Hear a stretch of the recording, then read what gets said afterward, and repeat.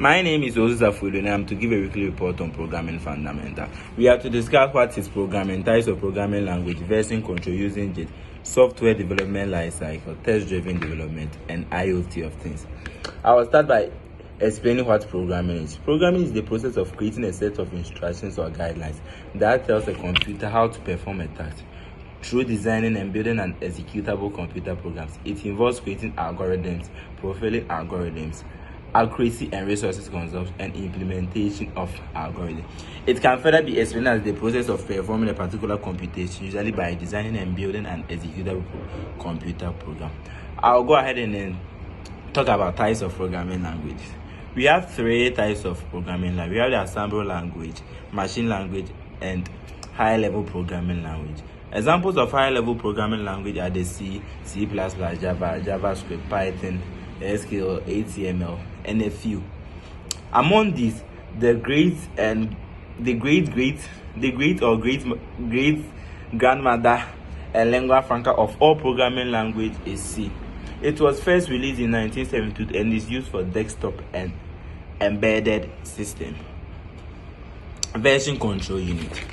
Version control is a system that records changes to a file or set of files over time so that you can record specific versions later. JIT, on the other hand, is a free and open source distribution version control system designed to handle everything from small to very large projects with speed and efficiency. Another name for version control is source control. Software development lifecycle, which is also known as the SDLC. It's a process used by software industry to design, develop, and test quality software. It can also be explained as the framework that defines the steps involved in the development of software. These processes are planning stage, requirement of analysis stage, design stage, building and development stage, testing stage, deploy or implementation and integration stage, and the last one, the maintenance stage. I'll start by saying the planning stage. The senior members of the team perform it with input from all the stakeholders and domain experts. Planning for the quality assurance requirement and identification of the risks associated with the project is also done at this stage. Second, defining requirement. Once the requirement analysis is done, the next stage is to certainly represent and the document software requirement and get them accepted from the project stakeholders. Designing the software. The next phase is about to bring down all the knowledge of requirement analysis and the design of the software project. This phase is the product of the last two, like input from the consumer and requirement gathering. Developing the project. In this phase of the software development life cycle, the actual development begins and the programming is built. The implementation of design begins concerning writing code. Developers have to follow the coding guidelines described by their management, and performing tools like compliance, interpreters, debuggers, etc. are used to develop and implement the code. Testing. After the code is generated, it is tested against the requirement to make sure that the products are solving the needs addressed and gathered during the requirement stage. Development stage. Once the software is certified and no bugs or errors are stated, then it is deployed. Based on the assessment, the software may be released as it is or suggested enhancements in the project segment. After the software is deployed, then its maintenance begins. That's the maintenance stage. That's the last stage in the software development life cycle.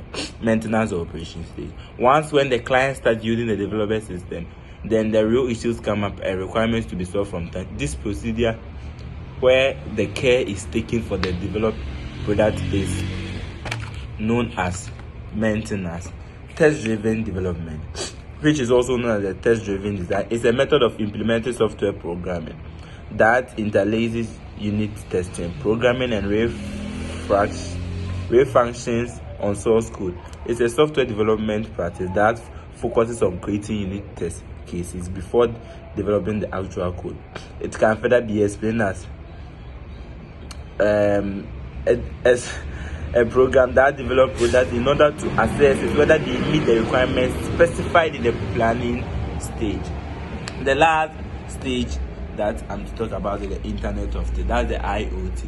The Internet of Things describes physical object or group of such objects with sensors, processing ability software, and other technology that connect and exchange data with the other devices and systems over the internet or other communication network. Internet of Things has been considered a misnomer because devices do not need to be connected to the public.